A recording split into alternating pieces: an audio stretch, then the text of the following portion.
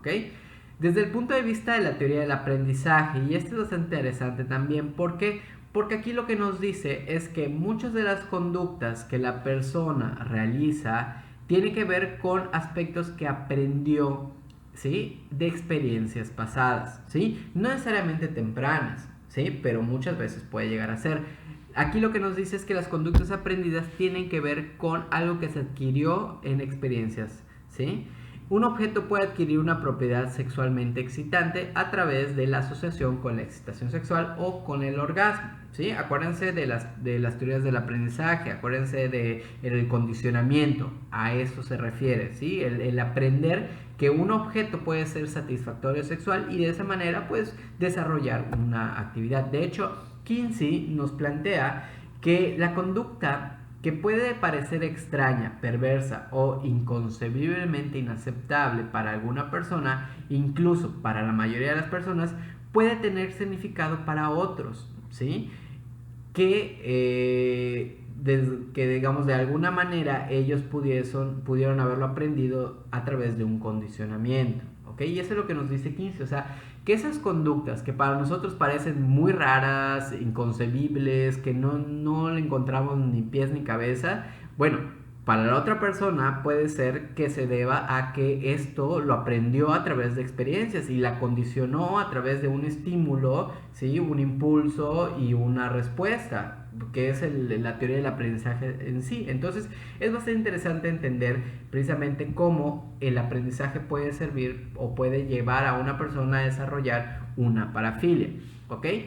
Muchas veces las personas vemos que también pueden desarrollar una parafilia, así como lo platicamos un poco con el psicoanálisis, es que poseen pocas habilidades para poder relacionarse con las personas normalmente y muchas personas pueden evitar estas interacciones sociales normales, si lo queremos poner de cierta manera, por el temor a ser rechazados. Entonces, aquí que nos dicen, bueno, la persona está comportándose de la manera que lo hace porque no conoce o no sabe o no tiene otras herramientas que le puedan servir para poder relacionarse de una forma adecuada. Entonces, ¿qué es lo que nos quiere decir con esto? Que pues hay que enseñarle otras maneras más adecuadas, más digamos, menos violentas, si lo quieren ver de esta manera, ¿sí? En algunas parafilias y en otras no, pero que sean precisamente adecuadas para que la persona pueda relacionarse de una forma mejor, ¿sí? Estas conductas furtivas parafílicas pueden proporcionar cierto desahogo sexual sin el riesgo de ser rechazados y que de esta manera puedan satisfacer sus necesidades sexuales, ¿sí? Entonces pensemos en una persona voyeurista, ¿ok? Que se excita a través de ver a otras personas, ya sea desnudándose o teniendo relaciones sexuales. Entonces, ¿qué nos quiere decir con esto? Que tal vez si nosotros le enseñamos a la persona nuevas estrategias y herramientas, tal vez este tipo de parafilia ya no la requiera tanto o tal vez la canalicemos hacia algo más aceptable y que pueda conectarse con otras personas que no tengan este tipo de parafilias o que pues puedan hacerlo de una manera que no involucre un riesgo para la persona o para otras personas, ¿sí? Entonces también puede ser una de las maneras en cómo aprendemos es el aprendizaje por observación o por modelos, ya sea que los padres, por ejemplo, hipersexualicen a los hijos, o los medios de comunicación, o las películas, o cualquier cosa que ustedes quieran. A veces este aprendizaje por modelado puede servir precisamente para que las personas se comporten o aprendan este tipo de maneras de comportarse, ¿ok? Y desde el punto de vista de la sociología tiene que ver precisamente en cómo este tipo de parafilias pueden empezar a tener un efecto en el grupo, ¿sí? Cómo a veces ciertos grupos pueden desarrollar ciertas conductas y que también puedan hacer sentir a una persona como parte de algo, ¿ok? Si por ejemplo lo veíamos en los videos de estos grupos de BDSM, ¿no? Es decir, grupos de personas que se juntan, que tienen convenciones, que tienen ¿no? Estos grupos, estas personas, ¿no? Y que se vuelve ya casi como una comunidad, ¿sí? Entonces es bastante interesante en cómo este tipo de cosas habla de una sociedad. También, por ejemplo, podríamos pensar que en una sociedad en donde existe un cierto grupo de personas o un cierto grupo de individuos que están siendo, por ejemplo, maltratados, tiendan a invertir los roles, ¿sí?, en este tipo de juegos o fantasías, ¿sí? Invierte los estereotipos de género que identifican la masculinidad con la dominación y la feminidad con la sumisión. Entonces vemos, por ejemplo, lo veíamos en el video en el caso de esta pareja, ¿no? La mujer es la que domina y el hombre es el que es sumiso, ¿ok?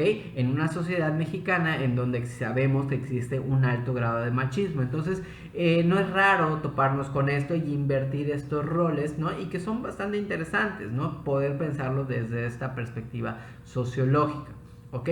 Y como último punto, vamos a hablar del mapa del amor, ¿sí? ¿Esto qué nos quiere decir? Que las parafilias tienen un origen y que no vamos a llamarlo únicamente biológico, únicamente psicológico, únicamente sociológico, únicamente aprendizaje, sino que vamos a entender que se trata precisamente de un conjunto de elementos, porque acuérdense, las personas somos complejas, no solo somos un aspecto, ¿ok? Entonces vamos a entender que esas experiencias tempranas van a grabar un patrón, digamos, en nuestro cerebro, al cual lo vamos a llamar un mapa del amor, ¿sí?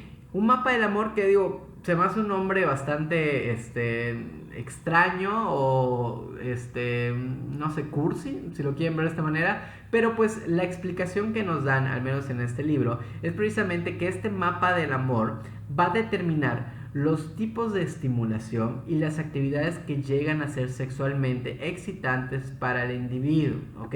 Y que estas, si desde muy pequeños empiezan a experimentar, empiezan a determinar una manera en cómo comportarnos, ¿sí? Por ejemplo, en el caso de las parafilias, los mapas del amor se vuelven distorsionados o destrozados cuando, por ejemplo, las personas tienen experiencias traumáticas desde muy pequeños, ¿sí? Desde épocas muy tempranas, como por ejemplo el incesto, una educación antisexual y el abuso o el abandono. Lo veíamos inclusive en el caso de este chico que nos contaba de cómo él vivió una situación bastante grave, etcétera. Bueno, podríamos pensar que su mapa del amor está distorsionado. Una predisposición genética, por ejemplo, los factores hormonales, anomalías cerebrales o una combinación de estos factores pueden jugar un papel muy importante en determinar la vulnerabilidad de un mapa del amor problemático o no. Entonces, ¿qué nos quiere decir con esto?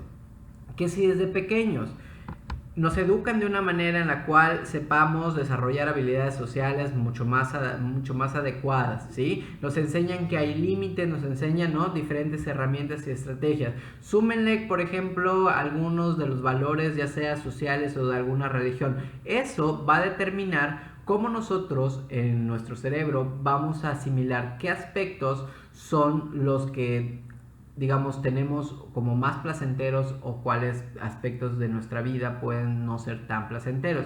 Pero súmele también, por ejemplo, una predisposición genética a desarrollar un nivel de testosterona alto, y además súmele un temperamento impulsivo, y además súmele, ¿no? Este tipo de cosas van a precisamente generar desde esa perspectiva un mapa del amor que sea mucho más problemático o no, ¿no? Entonces esta es la idea de esta teoría. Digo, acuérdense, la teoría es simplemente una forma para darle una explicación al porqué de las cosas, pero pues al fin y al cabo ustedes mismos tienen que poder sacar su conclusión al respecto, ¿ok?